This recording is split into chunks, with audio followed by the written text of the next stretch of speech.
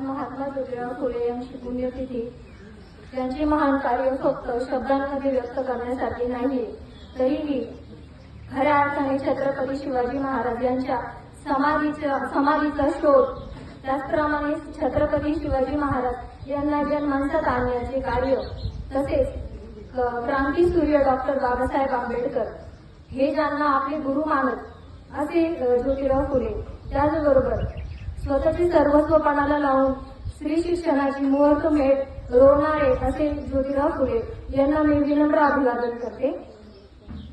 समाजातील दयनीय स्थिती बघून, स्त्रियांची दयनीय स्थिती बघून त्यांनी पुणे येथे भिडेवाड्यात 1848 साली स्त्री शिक्षणासाठी सुरुवात केली व पहिली शाळा स्थापन केली.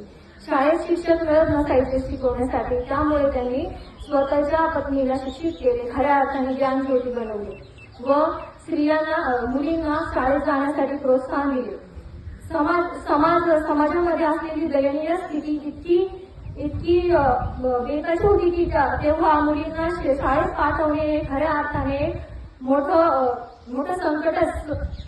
पण तरीही त्यांनी समाजातील शेणामातीचे गोळे सहन करत, समाजाचा विरोध सहन करत, सर्वांकडे दुर्लक्ष करत मुलींना शाळेमध्ये जाण्यासाठी प्रोत्साहन दिले. त्यांचे हे कार्य निरंतर चालू ठेवले. त्याचबरोबर त्यांनी सती प्रथा, जाती व्यवस्था, बाल सुधार गृह यांची स्थापना केली. रात्री शाळा सुरू केल्या. त्याचबरोबर त्यांनी असे महात्मा गांधीजी त्यांना खऱ्या अर्थाने महात्मा म्हणत होते, कारण ते खऱ्या अर्थाने महात्मा होते. अस्पृश्य व दीन दुबळे, गरीब व दलित यांच्याबद्दल अफाट करुणा या महात्म्यामध्ये होती. म्हणूनच तर त्यांनी स्वतःच्या घरातील पाण्याचा हौद अस्पृश्यांसाठी खुला करून जाती व्यवस्थेला प्रतिबंध करण्याचा प्रयत्न केला. त्याचबरोबर त्यांनी समाजाला जागरूक केले व सती प्रथा याच्या भयंकर असणाऱ्या प्रथेविषयी त्यांनी आवाज उठवला. त्यांच्या पत्नी सावित्रीबाई फुले यांनाही अतोनात कष्ट सोसावे लागले व समाजाचे बोल लावून घ्यावे लागले, तरी त्यांनी कोणाकडे लक्ष न देता त्यांनी त्यांचे कार्य निरंतर चालू ठेवले. एवढेच नाही तर त्यांना 1873 साली त्यांनी सत्यशोधक समाजाची स्थापना केली व त्यांना स्वातंत्र्यवीर सावरकर त्यांच्या या कार्यामुळे त्यांना आद्य क्रांतिकारक सुद्धा म्हणत असे. त्याचबरोबर त्यांना तत्कालीन ब्रिटिश सरकारने त्यांना स्त्री शिक्षणाचे जनक म्हणून त्यांचा गौरव सुद्धा केला. त्याचबरोबर त्यांच्या महान कार्यामुळे भारतीय समाजाने त्यांना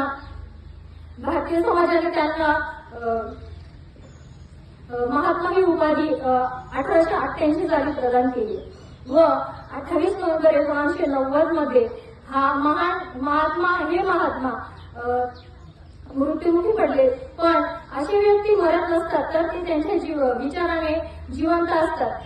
कायम आजही समाजामध्ये ते विचाराने जिवंत आहे, कारण अंधारामध्ये सापडणाऱ्या अस्पृश्यांसाठी महात्मा ज्योतिराव फुले आधार होते.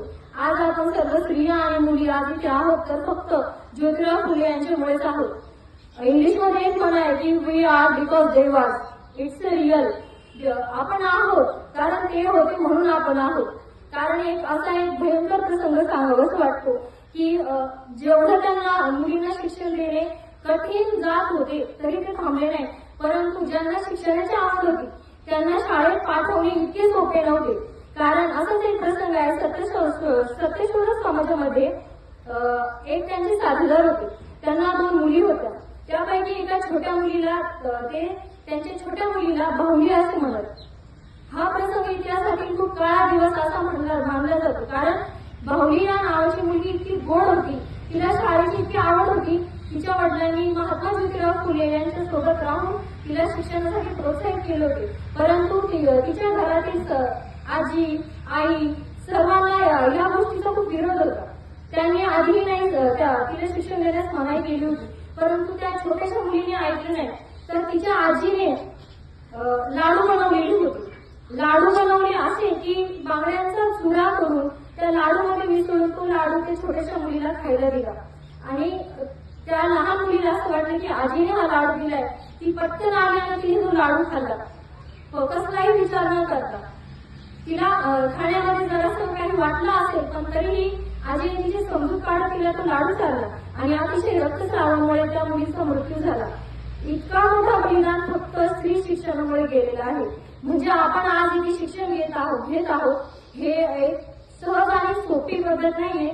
तर यासाठी गेलेला बळी आठवा, ज्यांनी आतोनात प्रयत्न केले, ऍटलिस्ट त्यांना स्मरणात ठेवण्याचे तरी कार्य आपण करावं. आणि तुम्हाला एवढी संधी भेटलेली आहे शिक्षण घेण्याची.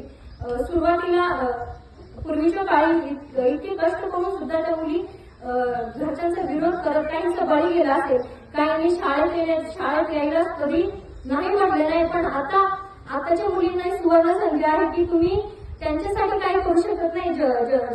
ज्योतिबा फुले यांच्यासाठी काही करता येणार नाही, कारण त्यांचे कार्य आपण बोलण्यातून व्यक्त करणार नाही, पण आपल्या कार्यातून नक्कीच व्यक्त करूया. म्हणजेच मुलींनी इतकं उच्च शिक्षित व्हावं, एवढंच मला वाटतं, इतकं उच्च शिक्षित व्हावं की जणू त्यांचं मन भरून यावं आणि त्यांना कुठेतरी तुमच्याबद्दलही अभिमान वाटावा. आणि ज्यांनी स्वतःचे आयुष्य सर्व पणाला लावले, स्वतःची फॅमिली सोडून सगळा त्याग करून त्यांनी आपल्यासाठी इतकं काही केलेलं आहे, तर त्यांच्या आपण ऋणी असावं आणि आपण त्यांच्या या त्यागासाठी म्हणून आपण त्यांना काहीतरी करून दाखवावं व या मिळालेल्या सुवर्ण संधीचा फायदा घेऊन आपण पुढेही निरंतर उच्च शिक्षित होऊन कोणत्या तरी पोस्टवर किंवा कोणत्या तरी क्षेत्रात उल्लेखनीय कामगिरी करावी आणि मुलींच्या हातून दुसऱ्याही पिढी साक्षर व्हाव्यात. एवढीच मुलींना आणि सगळ्या लेडीजला विनंती करते. धन्यवाद.